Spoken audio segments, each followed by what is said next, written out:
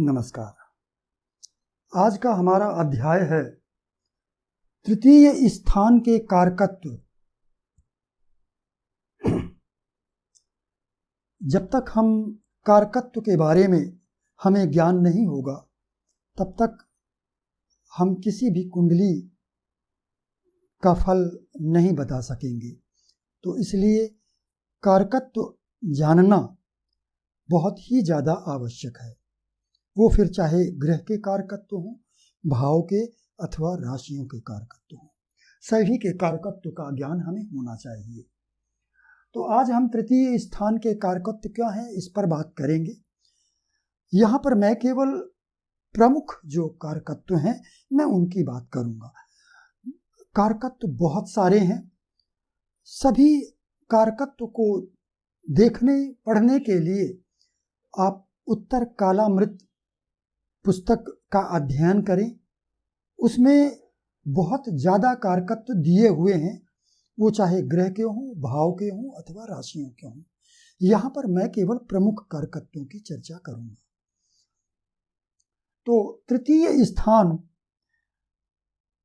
ये क्रूर और पापी स्थान कहलाता है, लेकिन यही तृतीय स्थान हमारे जीवन के लिए एक बहुत ही महत्वपूर्ण स्थान भी है। तो इस तृतीय स्थान के कारकत्व क्या हैं, तो चलिए हम ये समझते हैं। तो सबसे पहले हम शारीरिक अंग, कौन कौन से शारीरिक अंग तृतीय स्थान से देखे जाते हैं। तो देखिए, कान, कंधा, कंठ यानी गला, श्वास नली और हाथ, ये तृतीय स्थान से देखा जाता है। अब कान के लिए आप तृतीय भाव तो देखेंगे, तृतीय भाव के स्वामी को भी देखना होगा और कान का कारक ग्रह गुरु को भी देखना होगा। तो यदि भाव, भावेश और कारक तीनों कुंडली में पीड़ित हुए तो आपको कान से संबंधित समस्या हो सकती है। कंधा, यहां पर यदि तृतीय भाव तृतीयेश मंगल के द्वारा पीड़ित हुए और राहु के द्वारा, यानी दो ग्रहों के द्वारा, ये क्रूर या पापी ग्रहों के द्वारा पीड़ित हुए तो आपके कंधे या हाथ में चोट लग सकती है। तो कंधा भी हम यहीं से देखते हैं। कंठ यानी गला, गले के लिए हम द्वितीय और तृतीय दोनों भाव का अध्ययन करते हैं। श्वास नली, गले और श्वास नली में थोड़ा फर्क है। गले से हम बोलते हैं, वाणी विन्यास हमारा इसी तृतीय स्थान गले से ही पता लगता है। श्वास नली का संबंध हमारे फेफड़ों से है, यानी चतुर्थ भाव से उसका हो जाता है संबंध। तो श्वास नली का कारक बुध है। तो यदि बुध पीड़ित हुआ, तृतीय भाव और तृतीयेश पीड़ित हुआ तो हमें श्वास नली से संबंधित शिकायत हो सकती है। गले के लिए गले का कारक शुक्र है। तो यदि आपका तृतीय भाव तृतीयेश और शुक्र पीड़ित है तो आपके गले में, आवाज में कोई खराबी हो सकती है। भले ही अब वाणी का कारक बुध है, लेकिन बुध द्वितीय भाव का कारक है। यहाँ पर बुध केवल श्वास नली का कारक है। और जब हम बात गले की करेंगे तो बुध को भी देखना जरूरी है, लेकिन शुक्र को देखना भी जरूरी है, क्योंकि तृतीय भाव दो चीजों से संबंध रखता है। पहला तो वाद्य संगीत से, लेकिन दूसरा है गायन संगीत। तो जब हम गायन संगीत की बात करेंगे तो द्वितीय भाव को भी हम देखेंगे और तृतीय भाव को भी हम देखेंगे। शुक्र और बुध दोनों को हम देखेंगे। तो इस तरह से ये गले और श्वास नली का भाव है। फिर हाथ, के बारे में मैं आपको बता चुका हूँ। इसके बाद हम रिश्ते देखते हैं। किन रिश्तों, कौन से रिश्ते हम तृतीय भाव से देखते हैं? तो छोटे भाई बहन, मित्र, पड़ोसी और बुआ। बुआ मतलब पिताजी की बहन। इन रिश्तों के बारे में यदि विचार करना है तो हमें तृतीय भाव से विचार करना होगा। यदि तृतीय भाव का स्वामी, ये दोनों ही यदि पीड़ित हैं और मंगल भी पीड़ित हो गया, तो यदि तृतीय भाव पर पाप प्रभाव बहुत ज्यादा है तो आपके छोटे भाई बहन होंगे ही नहीं। यदि पाप प्रभाव कम है तो आपके छोटे भाई होंगे, उनसे सुख भी आपको प्राप्त होगा, लेकिन ज्यादा पाप प्रभाव में होने पर आपको छोटे भाई बहन से सुख प्राप्त नहीं होगा, उनसे आपके संबंध अच्छे नहीं होंगे। और यदि मंगल भी पीड़ित हुआ तो निश्चित रूप से उन आपके छोटे भाई बहनों से आपके संबंध अच्छे नहीं होंगे, क्योंकि मंगल छोटे भाई का कारक है, बुध छोटी बहन का कारक है।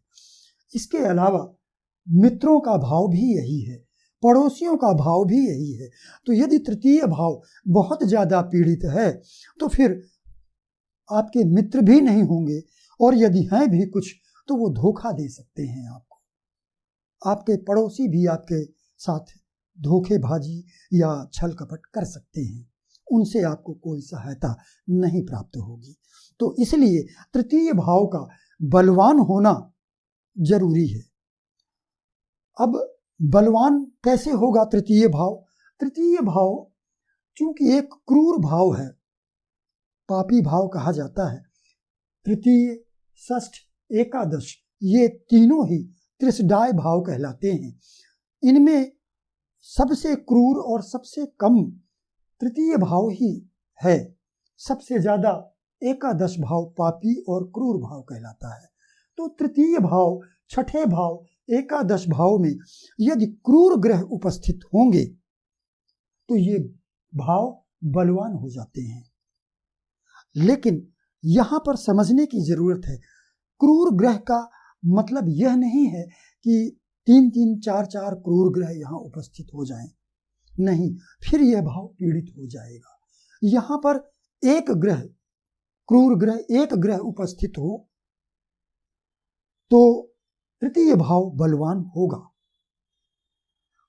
यदि यहां पर 2 क्रूर ग्रह स्थित हैं तो तृतीयेश को, फिर तृतीयेश जो कहीं अन्य स्थित हो उसे ज्यादा पीड़ित नहीं होना चाहिए। तो यदि तृतीय भाव में क्रूर ग्रह उपस्थित हैं, जैसे सूर्य, राहु, केतु, मंगल, शनि, तो हमारा तृतीय भाव बलवान होता है। और जब तृतीय भाव बलवान होगा तो हमें छोटे भाई बहनों का भी सुख प्राप्त होगा, मित्रों और पड़ोसियों से भी सहायता प्राप्त होगी।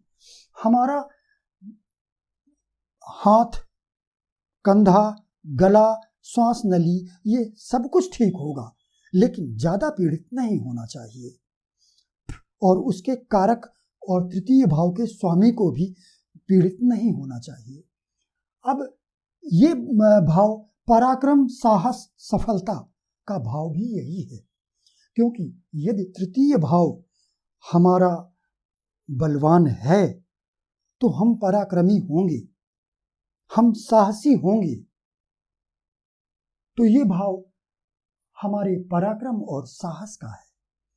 और यदि हम पराक्रमी हैं, हम साहसी हैं, तो फिर हमें सफलता भी मिलती है। तो ये भाव हमारे पराक्रम, साहस और सफलता का भाव है। ये भाव का, इस भाव का संबंध व्यापार से है। यदि तृतीय भाव हमारा बलवान है, तृतीयेश हमारा बलवान है, और खास करके यदि लग्नेश और तृतीयेश दोनों यहां पर स्थित हो जाएं, तो फिर ऐसा व्यक्ति निश्चित रूप से व्यापार करता है। क्योंकि लग्नेश और तृतीयेश जब यहाँ पर स्थित होंगे तो वह व्यक्ति बहुत ही साहसी पराक्रमी होगा और बिजनेस में रिस्क की जरूरत पड़ती है, व्यापार में हमेशा रिस्क की जरूरत पड़ती है। तो वही व्यक्ति रिस्क ले सकता है जो साहसी होगा, पराक्रमी होगा, बलवान होगा, हृष्ट पुष्ट होगा। तो सफलता भी हमें यहीं से देखनी पड़ती है। अब ये प्रथम काम कोण भी है। हमारी कुंडली में 3 काम कोण हैं, तृतीय, सप्तम, एकादश। तो यदि ये भाव, तृतीय भाव, तृतीयेश, ये बहुत ज्यादा पीड़ित हो गए तो फिर ऐसे व्यक्ति में आंशिक नपुंसकता भी आ सकती है। शुक्र भी पीड़ित हो गया, तृतीय भाव और तृतीयेश पीड़ित हो गए तो फिर ऐसे व्यक्ति में आंशिक नपुंसकता आ सकती है या यौन क्रिया के प्रति वो अनिच्छुक होता है। तो इसलिए यहां तृतीय भाव को बलवान होना जरूरी है, शुक्र को भी शुभ एवं बलवान होना जरूरी है।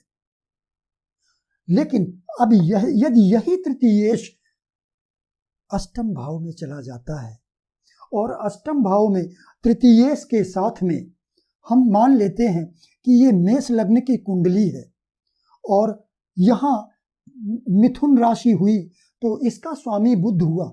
अब ये बुध यदि यहाँ अष्टम भाव में स्थित है और साथ में काम भावना का कारक शुक्र भी स्थित हो जाए और राहु मंगल जैसे पापी ग्रह भी स्थित हो जाएं, तो ऐसा व्यक्ति जघन्य कृत्य कर सकता है,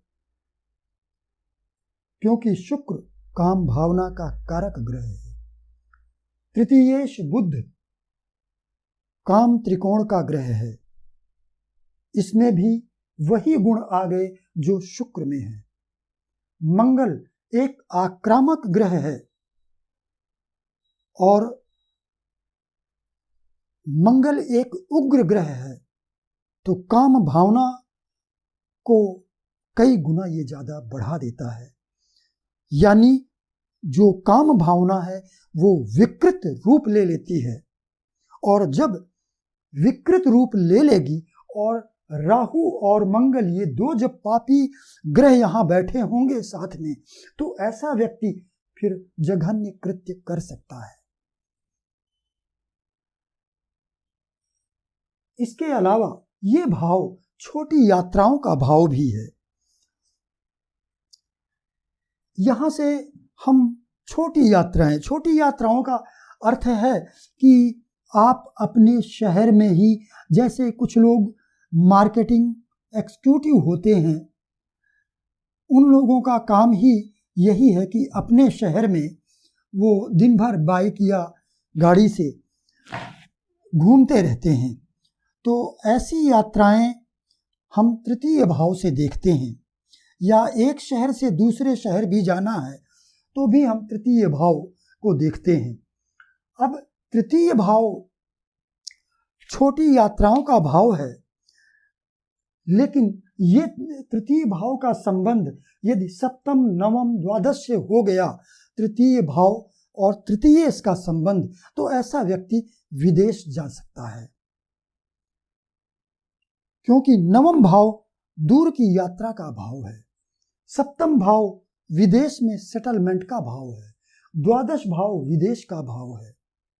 तो यदि तृतीयेश का या तृतीय भाव का संबंध द्वादश, सप्तम, नवम से होगा तो ऐसा व्यक्ति विदेश जा सकता है। इसके अलावा यह तृतीय भाव खेल के लिए भी हम तृतीय भाव को ही देखते हैं, क्योंकि यह पराक्रम का भाव है, बल का भाव है, साहस का भाव है, ये क्रीड़ा स्थल का भी भाव है। तो यदि तृतीय भाव बलवान हो, यानी कोई एक क्रूर ग्रह स्थित हो, तृतीयेश बलवान हो और बुध भी बलवान हो, तो ऐसा व्यक्ति खिलाड़ी हो सकता है। बुध क्यों? बुध इसलिए कि काल पुरुष की कुंडली में बुध तृतीय भाव का स्वामी बनता है और बुध में चपलता, चंचलता, तेजी, ये बुध के ही कारकत्व हैं। तो यदि बुध अच्छा है, बलवान है, तृतीय भाव और तृतीयेश बलवान है और इन पर कहीं गुरु की दृष्टि पड़ जाए या गुरु तृतीय भाव में आकर बैठ जाए तो ऐसा व्यक्ति खिलाड़ी हो सकता है। इसमें तृतीय भाव चूंकि धन भाव से द्वितीय भाव है, द्वितीय भाव से द्वितीय भाव है, तो यदि द्वितीयेश तृतीय में स्थित हो गया तो ऐसे व्यक्ति में धन संचयन की क्षमता बहुत होती है। धन संचयन की क्षमता का मतलब सेविंग से है, मनी सेविंग। क्योंकि मान लिया कि आपका धन भाव अच्छा है, एकादश भाव अच्छा है, दूसरे अन्य ग्रह अच्छे हैं, लेकिन यदि द्वितीयेश का संबंध द्वादश भाव या द्वादशेश से हो गया या छठे भाव का संबंध अष्टम भाव का संबंध धन भाव से हो गया तो आपके पास आप चाहे जितना पैसा कमाएं लेकिन वो बचेगा नहीं, बहुत कम बचेगा। लेकिन अब यदि ये द्वितीय तृतीय भाव में आ जाए तो ऐसे व्यक्ति में धन संचयन की या मनी सेविंग की क्षमता आ जाती है। और यदि द्वितीय तृतीय में नहीं भी है, कहीं अन्य है, शुभ स्थित है, लेकिन तृतीय भाव बलवान है, तृतीयेश भी बलवान है, तब भी उस व्यक्ति में धन संचयन की क्षमता होती है। इसके अलावा यह भाव, इस भाव का संबंध ऋण से भी है। छठा भाव आप सभी जानते होंगे कि ये छठा भाव यहाँ ये ऋण का भाव है, कर्ज का भाव है, ये रोग का भाव है, ये शत्रुओं का भाव है। तो जीवन में मान लिया कि आपके ऊपर कोई कर्ज है, आप वो कर्ज चुकता कर पाएंगे या नहीं, इसका ज्ञान हमें तृतीय से होगा कि आपका कर्ज उतरेगा या नहीं उतरेगा, कब उतरेगा, इसका ज्ञान भी हमें तृतीय से होगा, क्योंकि तृतीय भाव छठे भाव से दशम भाव है। ये रोग का भाव है। यदि कोई व्यक्ति रोगी है, उसे कोई रोग है, तो क्या वो उस रोग से मुक्त हो पाएगा? इस बात का ज्ञान भी हमें तृतीय से ही मिलेगा। ये शत्रुओं का भाव है। तो यदि तृतीय भाव बलवान है तो शत्रुओं पर विजय प्राप्त होती है ऐसे व्यक्ति को। तो तृतीय भाव का ये मैंने अभी आपके छठे भाव से संबंध बताया। अब इसी तरह से दशम भाव को ले लीजिए, ये दशम भाव से छठा भाव है। तो यदि आपका तृतीय भाव बलवान है, तृतीयेश बलवान है, तो यदि आपके अधीनस्थ कर्मचारी हैं कोई, तो उनसे आपको सुख प्राप्त होगा। छठा भाव सेवक का होता है, तो ये दशम से छठा भाव है। जैसे आप कहीं ऑफिस में, फैक्ट्री में, आपके अंडर में कर्मचारी हैं, तो उनसे आपको सहयोग मिलेगा या नहीं, ये भी हम तृतीय भाव से ही ज्ञात करेंगे। इसी तरह से अब पैतृक संपत्ति, चूंकि अष्टम भाव पैतृक संपत्ति का भाव होता है, गुप्त संपत्ति का भी भाव होता है, तो अष्टम भाव से ये अष्टम भाव है। भावात भावम, अष्टम से अष्टम भाव है, इसलिए इसका संबंध भी पैतृक संपत्ति से है। तो यदि पैतृक संपत्ति के बारे में हमें ज्ञान प्राप्त करना है तो हमें तृतीय को ही देखना होगा, अष्टम के अलावा। और भी है, जैसे ये चतुर्थ भाव, अचल संपत्ति का है। अष्टम का यदि चतुर्थ से संबंध बनता है, अष्टम का यदि द्वितीय से संबंध बनता है, तब भी आपको पैतृक संपत्ति मिलने की संभावना है। आयु, तृतीय भाव आयु का भाव भी है, क्योंकि अष्टम भाव आयु का भाव है। अष्टम से हम आयु देखते हैं, हालांकि इसको मृत्यु का भाव भी कहते हैं, लेकिन आयु का भाव भी यही है।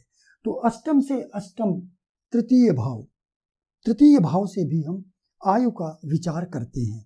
तो आयु के संबंध में यदि हमें ज्ञात करना है कि व्यक्ति दीर्घायु है या अल्पायु है या मध्यायु है, तो हमें लग्न, अष्टम और तृतीय को देखना होगा। तो ये मैंने आज आपको तृतीय स्थान के कारकत्व बताए हैं। ये कारकत्व पर व्यक्ति को, जो भी लोग अभी ज्योतिष सीख रहे हैं, उन्हें बहुत ध्यान देना चाहिए, क्योंकि जब तक आपको कारकत्व का अच्छा ज्ञान नहीं होगा, तब तक आप भविष्य फल कथन में पूर्णतः सक्षम नहीं हो पाएंगे। तो आज के लिए बस इतना ही। अगले वीडियो में चौथे भाव का कारकत्व के बारे में हम बात करेंगे। मेरे अगले वीडियो को देखने के लिए चैनल को सब्सक्राइब कीजिए। नमस्कार।